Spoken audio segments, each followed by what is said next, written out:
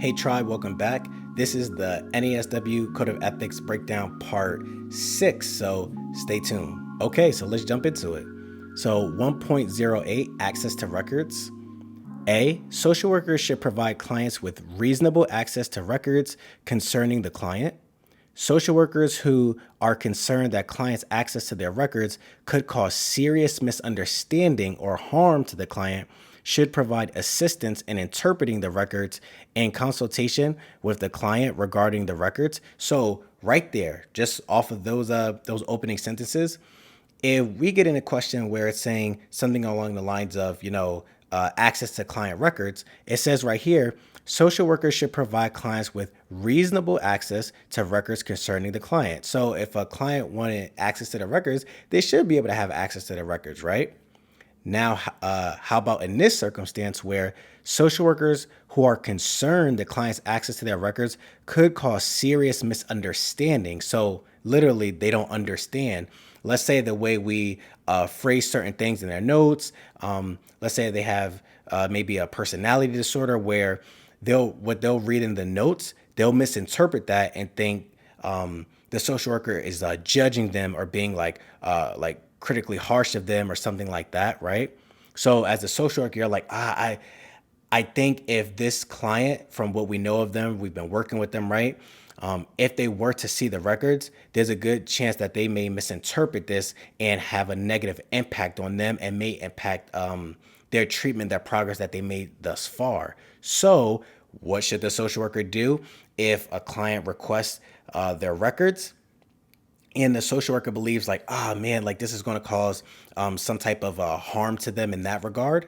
Well, good old NASW Code of Ethics, according to 1.08, Access to Records, it says that social workers, clients should provide assistance in interpreting the records in consultation with the client regarding the records. Social workers should limit clients' access to their records or portions of their records only in exceptional, look at the word choice, exceptional circumstances when there is compelling. Remember, compelling is, it's very clear, right?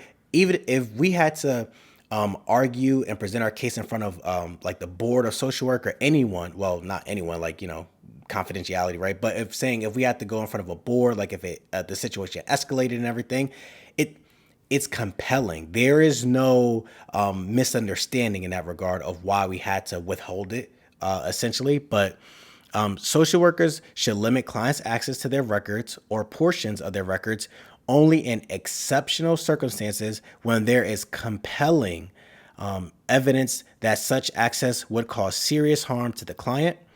Both clients' request and the rationale for withholding some or all of the record should be documented in client's files. So that covers us, right? And it is the explanation why we did it.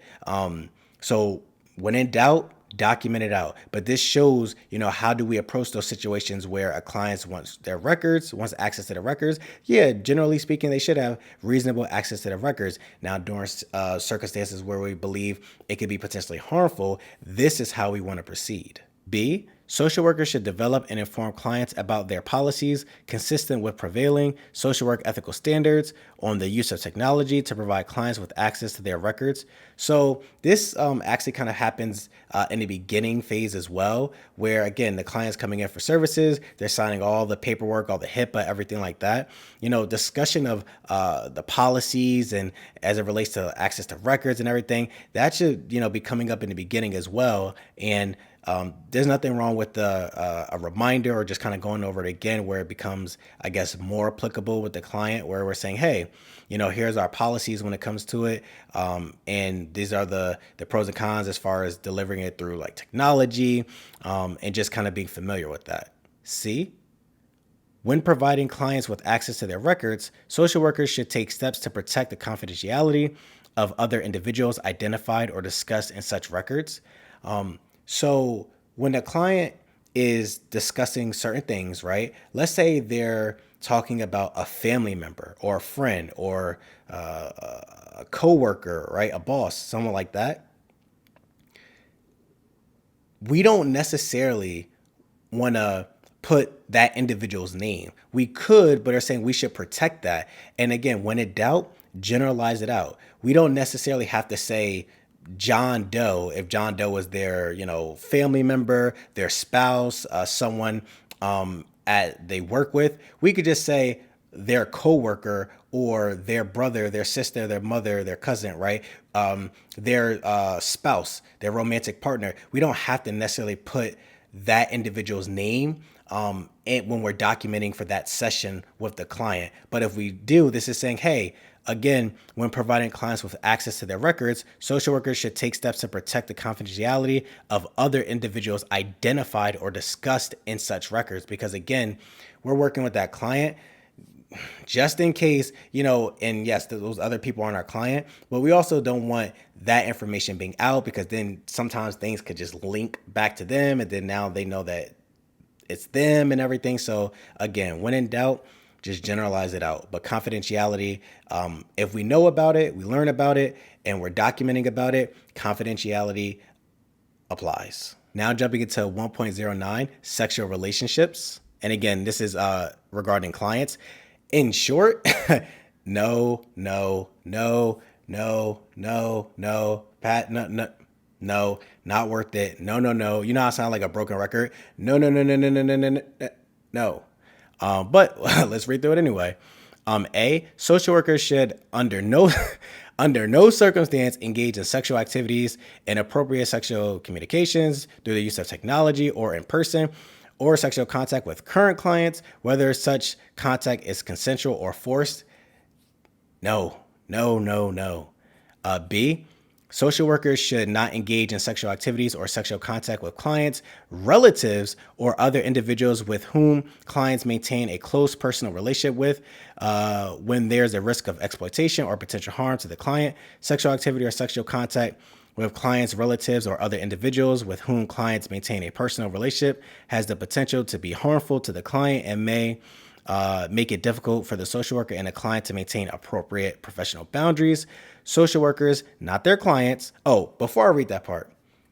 So you're meeting with a client. Let's say it's a teenage client, right?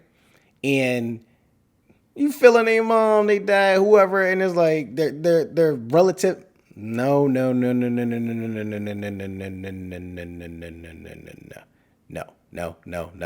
It's not worth it. And again, when they say harm, it doesn't necessarily have to be physical harm, where they say like, wait, right, what are you talking about? It could impact, like it harm them in some type of way.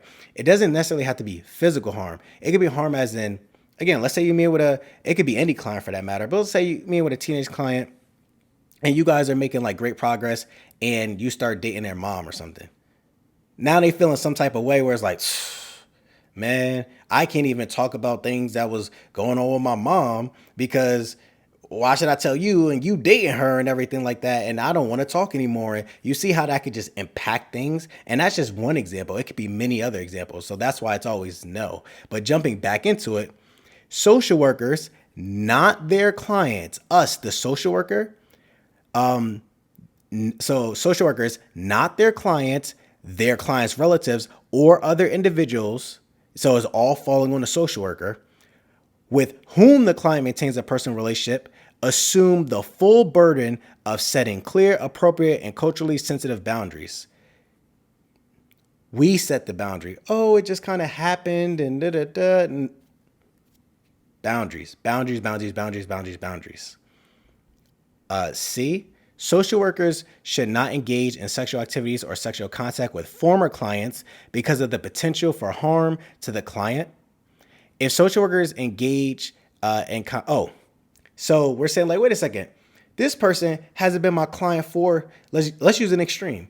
This client hasn't been my client for over 20 years. So it's been a cool 20 years. Like we're talking about 2 decades, a clean 20 years. We're not talking about like, oh, they discharged last week. How about it's been a clean 20 years type of thing?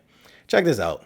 If social workers engage in conduct contrary to this prohibition, look at the word choice, prohibition, or claim that an exception to this prohibition is warranted because of extraordinary, look at the word extraordinary circumstances, It is social workers, not their clients, who assume the full burden. The social worker, the professional, assumes the full burden of demonstrating that the former client has not been exploited, coerced, or manipulated intentionally or unintentionally. That sounds like a headache. That sounds like a task where it's just like, no, thank you. No, thank you. No, thank you. D, social workers should not provide clinical services to individuals with whom they have had a prior sexual relationship. Providing clinical services to a former sexual partner has the potential to be harmful to the individual and is likely to make it difficult for the social worker and individual to maintain appropriate professional boundaries. Again, even prior where you talk about like those dual relationships and like, oh, that was the past and everything. It don't have to be you, you know? We can refer to, but oh wait, it was a good situation or breakup or whatever it was, and I know you're great at your job. Can I see you for therapy services? It's like, nah. It's like, okay, like I can give you resources. Like, you can visit this site or this site, this directory, call your insurance, right, to find like a therapist or someone to provide that service. It doesn't have to be you, the social worker, because again, we don't want to make things more difficult on our situation than it has to be. Where again, in this situation, someone we had a past relationship with, they want to reach out for services because they think we're good at what we do and everything. Give them a referral. Say no, it'll be boundary confusion and everything like that. And because it's just here's the referrals and wish you the best. And 1.10 physical contact. Now, this one, like before we even read it, are you allowed to engage in physical contact with a client? Not talking about sexual. Are you? Well, according to 1.10 physical contact, social workers should not engage in physical contact with clients when there is a possibility of psychological harm to the client as a result of the contact, such as cradling or caressing clients. So let's focus on that sentence right there, right?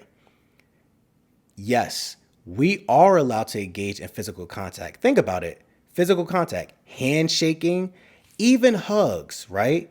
Even hugs. We're allowed to do that. However, where it says right here, social workers should not engage in physical contact with clients when there's a possibility of psychological harm to the client. So I like to think of situations where, let's say the reasons why you've been meeting with a client is maybe like abuse, right? And they struggle with, intimacy in the physical form. And we're talking about like outside in their personal life and everything.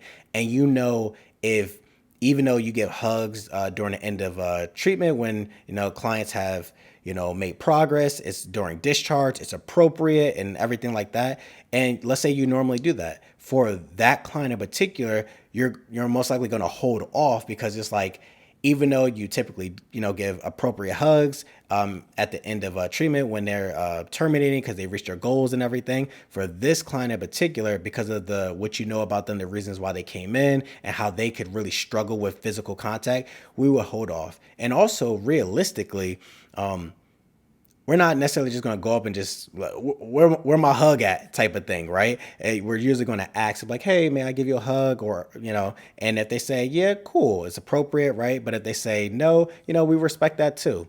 And then jumping into the rest of it, social workers who engage in appropriate, so it's literally saying social workers who engage in appropriate physical contact with the clients are responsible for setting clear, appropriate, and culturally sensitive boundaries that govern such physical contact. So again, if it's a physical contact, handshake, like, oh, hey, like during the beginning, right, where you're first meeting a client and everything, you guys are meeting each other, handshake, cool, all appropriate, right?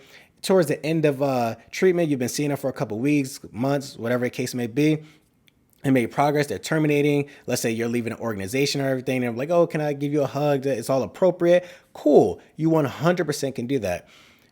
But Social worker, the professional, you're responsible for setting clear, appropriate boundaries. If a client is coming in every day talking about where my hug at, hugging a client every day, I don't know about that type of thing, right? But if it's towards the end of treatment, they make progress and everything like that, that's absolutely appropriate. And when I talk about pay attention to the word choice, notice how they're saying it's not that you can't do it. You just want to be mindful of appropriate boundaries. Whereas, again, we scroll back up to here, the first sentence, and that sexual relationship, that's physical, right? Social workers should under no circumstance engage in sexual activities. Whereas with physical, they don't say that, right? Because again, hugs and everything appropriate. We just want to make sure that we're setting clear, appropriate boundaries. Okay, Social Work Tribe, that was it for today's video of the NASW Code of Ethics Breakdown Part 6. And this is an ongoing series, so we're really going to break it down and make sure that we have a firm understanding of this, because again, it's our playbook, our guidebook to the profession as a whole. And like always, don't forget to like, comment, subscribe, and share with a social work friend, because we don't want to be licensed by ourselves. Okay, Tribe, I'll see you next video.